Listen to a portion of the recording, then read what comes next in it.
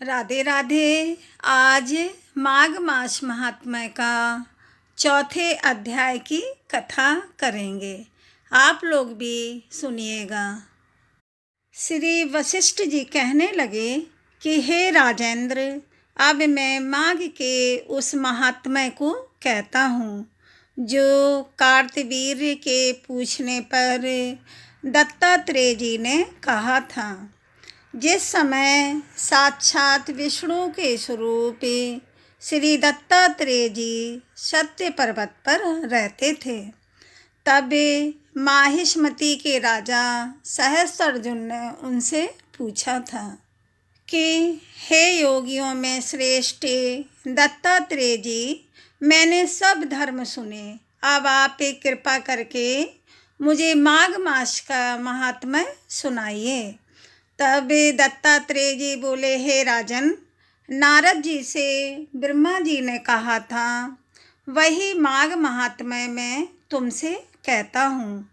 इस कर्म भूमि भारत में जन्म लेकर जिसने माघ स्नान नहीं किया, उसका जन्म निष्फल ही चला गया। माघ स्नान के बिना मनुष्य जन्म ऐसा ही है जैसे कि सूर्य के बिना प्रकाश और चंद्रमा के बिना तारागण। व्रत, तप तथा दान से भगवान इतने प्रसन्न नहीं होते जितने माघ मास के स्नान से। जैसे सूर्य से अधिक कोई तेजवान नहीं, वैसे ही माघ मास के स्नान के समान कोई यज्ञ, तप और दान नहीं है। भगवान की प्रसन्नता, पापों के नाश और स्वर्ग की प्राप्ति के लिए माघ स्नान अवश्य करना चाहिए। यदि यह पुष्ट शुद्ध शरीर माघ स्नान के बिना ही रह जाए तो इसकी रक्षा करने से क्या लाभ। यह शरीर हड्डियों का स्तंभ, नसों से बंधा हुआ, मांस के टुकड़ों से मढ़ा और चर्म से ढका दुर्गंध युक्त और मलमूत्र का स्थान है।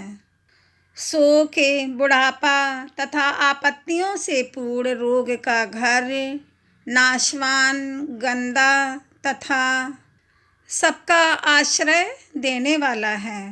दूसरों के दुख देने से दुखी, ईर्ष्या करने वाला लालची, कृतघ्न तथा नाशवान है और दुख से भरा हुआ, दुख को धारण करने वाला दुष्ट, इन दोनों और तीनों दोषों से भरा हुआ और अपवित्र है। स्वभाव से ही अधर्मी, तृष्णा से पूर्ण, काम, क्रोध, लोभ रूपी नरक के द्वार पर खड़ा हुआ है।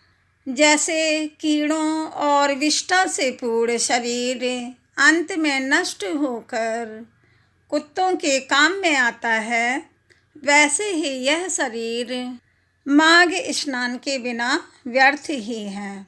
जल में बुलबुले की भांति और तुच्छ जंतुओं में मक्खी के समान यह शरीर माघ स्नान के बिना मरण समान है। विष्णु भगवान की पूजा न करने वाला ब्राह्मण, बिना दक्षिणा के श्राद्ध, ब्राह्मण रहित क्षेत्र, आचार रहित कुल, ये सब नाश के बराबर है। गर्व से धर्म का, क्रोध से तप का, गुरुजनों की सेवा न करने से स्त्री तथा ब्रह्मचारी का, बिना जल अग्नि में हवन से, बिना साक्षी के मुक्ति का नाश हो जाता है। जीविका के लिए रहने वाली कन्या अपने ही लिए बनाए हुए भोजन की क्रिया, शूद्र से भिक्षा लेकर किया हुआ यज्ञ तथा कंजूस का धन, यह सब नाश के कारण है। बिना अभ्यास और आलस्य वाली विद्या, असत्य वाणी, विरोध करने वाला राजा, जीविका के लिए की गई तीर्थ यात्रा, जीविका के लिए व्रत, संदेह युक्त मंत्र का जप, व्यग्र चित्त होकर जप करना, वेद ना जानने वाले को दान देना, संसार में नास्तिक मत ग्रहण करना, श्राद्ध के बिना धार्मिक कार्य, यह सब व्यर्थ है। और जिस तरह दरिद्री का जीना व्यर्थ है, उसी तरह मनुष्य का जीवन माघ मास स्नान के बिना व्यर्थ है। मकर के सूर्य में जो मनुष्य सूर्य उदय पहले से स्नान नहीं करता, वह भी पापों से छुटकारा पाकर स्वर्ग में जा सकता है। ब्रह्मघाती, सोना चुराने वाला, शराबी, गुरु पत्नीगामी, इन चारों की संगति करने वाला माघ महीने में सूर्य उदय होने से पहले स्नान करके पवित्र हो जाता है। मनुष्य के महापाप भी माघ स्नान में स्नान करने से भस्म हो जाते हैं। माघ मास के स्नान का समय आने पर यह सब पाप यह जानकर कांपने लगते हैं कि जल में स्नान करने से हमारा नाश हो जाएगा। मेघों से मुक्ति पाकर चंद्रमा के चमकने की तरह श्रेष्ठ मनुष्य माघ स्नान से अग्नि के समान प्रकाशमान हो जाते हैं। वाणी, मन तथा कर्म से किए हुए सभी पाप मकर के सूर्य में स्नान मात्र से ही अग्नि में शमिदा की तरह नष्ट हो जाते हैं।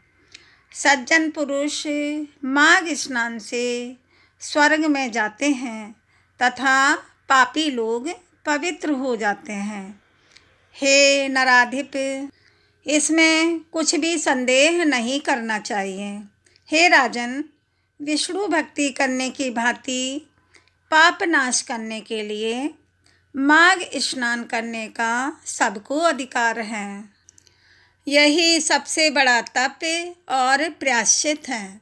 प्रायः जिस तरह जन्म जन्मांतर के अभ्यास से आध्यात्मिक ज्ञान की प्राप्ति होती है, उसी प्रकार माघ स्नान में भी मनुष्य की रुचि उत्पन्न होती है। यह संसार रूपी कीचड़ को धोने की पवित्र वस्तु है। हे राजन, जब सब इच्छाओं को फल देने वाला माघ स्नान जो नहीं करते, वे सूर्य और चंद्र के समान भोगों को कैसे भोग सकते हैं। माघ मास महात्म्य का चौथा अध्याय समाप्त हुआ। बोलो विष्णु भगवान लक्ष्मी माता की जय। आप लोग वीडियो को लाइक करें, सब्सक्राइब करें, शेयर करें। धन्यवाद। कमेंट में राधे राधे बोलें।